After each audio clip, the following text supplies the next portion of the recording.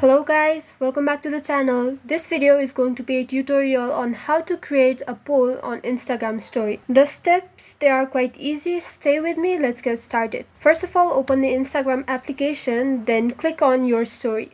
Now you need to choose a photo for a background, or you can take one from camera. Let me just choose this random photo for the background. After you've chosen the photo, click on the stickers icon and then search for the option poll. Here it is. Click on the poll option.